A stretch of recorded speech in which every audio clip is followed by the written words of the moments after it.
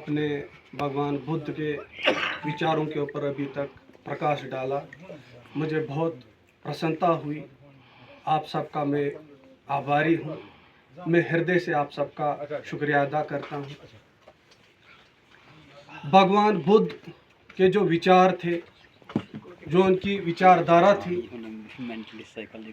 उन सब पे हमारे जितने भी महापुरुष हैं वो सब चले। एक बार भगवान बुद्ध अपने परिवार को त्याग कर दूर वीरानों में, जंगलों में तपस्या करने जाता है। तो और वहाँ से बहुत समय के बाद, बहुत वर्षों के बाद वो आता है और फिर वो अपनी धर्मपत्नी से मिलता है और अपने बेटे से मिलता है। तो फिर उसे अपनी धर्मपत्नी और अपना बेटा कहता है कि हमने क्या गुनाह किया था, हमारा क्या कसूर था जो आप हमको छोड़ के चले गए। लेकिन तब भगवान बुद्ध कहते हैं कि जब मैं यहाँ से गया था तब मैं सिद्धार्थ था, लेकिन अब मैं वहाँ से लौटा हूँ, अब मैं भगवान बुद्ध हूँ। वो उन्होंने इसलिए कहा था, वो उन्होंने अपना पूरा जीवन सिर्फ समाज के कार्यों में लगाया और समाज को उनको आगे एक दिशा देनी थी, समाज को अपने विचार बताने थे। आप सब ने देखा होगा, समझा होगा, जितने भी हमारे महापुरुष है, धर्म गुरु हैं, उन्होंने हमें क्या बताया। आप सब ने यहाँ पर जो ये फ्लैक्स बनाया हुआ है, इस पे जितने भी हमारे भोजन महापुरुष है, हमारे धर्म गुरु है, उनके क्या रास्ते हैं। हम सब तो एकत्रित होते हैं। हम कुछ लोग कहते हैं कि अब हम धर्म में परिवर्तन होंगे, कुछ कहते हैं हम ये करेंगे, कुछ कहते हैं हम वो करेंगे। लेकिन इन सब करने से हमें क्या अर्जित होगा? हम और मारे जाएंगे, हमारे ऊपर और जुल्म होगा, हमारे ऊपर और अत्याचार होंगे। जब तक ना हम संगठित होंगे, जब तक ना हम एकजुट होंगे, जब तक ना हम अपने बताए हुए अपने महापुरुषों के बताए हुए रास्ते पर चलेंगे। एकजुट तो होते, हम एकत्रित होते, बाद में अपनी ताकतें हम दूसरों को दे देते हैं। क्या उससे हमारा समाज आगे बढ़ेगा? जब आप एकजुट हो जाओगे, एकत्रित हो जाओगे। देखो, देश के अंदर तो हमारे इस समय 85% हमारी आबादी है, लेकिन आज यहाँ पर भगवान बुद्ध का जो आज दिन है, यहाँ पर सिर्फ हम 50 लोग हैं, सिर्फ 20 लोग हैं, हम 50 लोग हैं यहाँ पर। पूरे ज़िले के अंदर किश्तवाड़ में, डोडा में लाखों लोग हैं, लेकिन वो इस समय यहाँ नहीं है। कितने दुख की बात है। हमारा समाज कैसे आगे बढ़ेगा? कैसे हमारे समाज में परिवर्तन होगा? कैसे हमारे समाज को आगे दिशा मिलेगी? वो तब मिलेगी जब हम गली गली, गांव गांव, घर घर जाकर अपने महापुरुषों के विचार बताएंगे। बाबा साहब ने भी भगवान बुद्ध के विचारों पर चलकर हमें दिशा दी। वो यूएन में गए, हमारे लिए लड़ा, हमें आज़ादी दी। नहीं तो इससे पहले हमारी जो हालत थी, हमारी जो मतलब स्थिति थी, वो बहुत बुरी थी।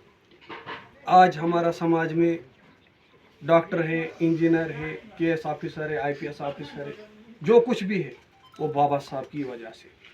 और बाबा साहब ने कहा था, बाबा साहब ने जब हमें आज़ादी दी, कानून बनाए, उस पर अधिकार दिए, और उसने कहा था मैं तब तक जिंदा हूँ जब तक संविधान जिंदा है। तभी हमको संविधान की रक्षा करनी है। और उसकी रक्षा कैसे होगी? जब आप सदन में होंगे, विधानसभा में होंगे। नहीं तो यहाँ पे एकजुट होने का कुछ भी मतलब महत्व नहीं रहता है। एकजुट होकर करेंगे क्या? फिर हम यहाँ पर क्या करोगे एकजुट होकर? मतलब वो देखो, मतलब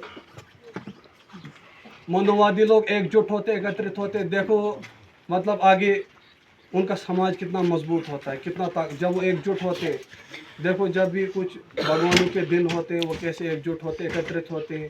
और झांकियाँ निकालते, उन झांकियों के नज़दीक आपको आने नहीं देते, मतलब आपको अपने साथ नहीं चलाते। वो देखो, उस दिन एकजुट होते, उस दिन आपको एक ही धर्म का मतलब झांसा देकर आपको एक साथ चलाते हैं। लेकिन बाद में आपको वो क्या देते हैं? आपके ऊपर जुल्म करते, अत्याचार करते। अभी सुरजीत जी ने कहा था पार्टीबाजी नहीं कर, मैं पार्टीबाजी भी नहीं कर रहा हूँ, लेकिन मैं सिर्फ इतना बताता, एकत्रित होकर क्या करोगे आगे?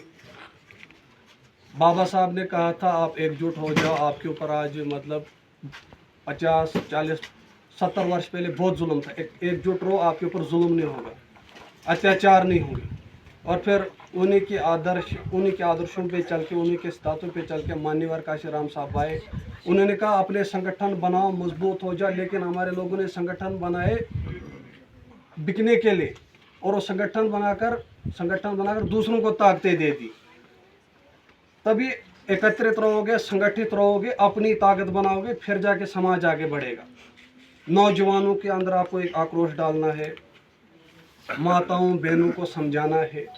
हमारी समाज की माताएं बहनें यात्राओं में सबसे पहले मतलब वो घड़े उठा के होते हैं आगे, सबसे पहले आगे होते हैं, लेकिन बाद में उनको चूल्हों पर बैठते नहीं दिया जाता है। बाद में अगर वो किसी स्वर्ण समाज की जाति में शादी करती है, उसको वहाँ पे चूल्हे पे बैठने नहीं दिया जाता। लेकिन जब भी इनका कोई धर्म का कुछ होगा, सबसे पहले आगे होगी वो सर पे वो मटका डाल के, या यात्रा में सबसे आगे होगी।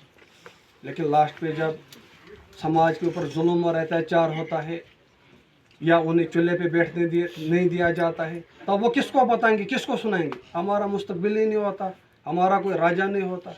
मैं नहीं कहूँगा कि मुझे राजा बनाओ, आप ही अपना कोई राजा बनाओ, उसी को तैयार करो। भगवान बुद्ध के विचारों के ऊपर आपने अभी तक प्रकाश डाला, भगवान बुद्ध की विचारों को आपने अभी तक सुना, समझा, उन पे चलना भी है। हम हो जाते हैं एकजुट, एकत्रित हो जाते हैं, बाद में कुछ करते नहीं। बाद में हम इनके दरवाजों पे आगे होते हैं, हाथ डाल के ऐसे मानते। हमारे बुजुर्ग नौजवान साथ, हमारे दादा परदादा, वो भी ऐसे हाथ रखे होते हैं, लेकिन उनको कुछ नहीं मिला, वो भी ऐसे आए। देने वाले आप तब बनोगे, मजबूत आप तब रहोगे, ताकतवर आप तब रहोगे जब आप इनके विचारों पे चलोगे। इनमें से हमारे एक गुरु है जिनका नाम है पीरा राम।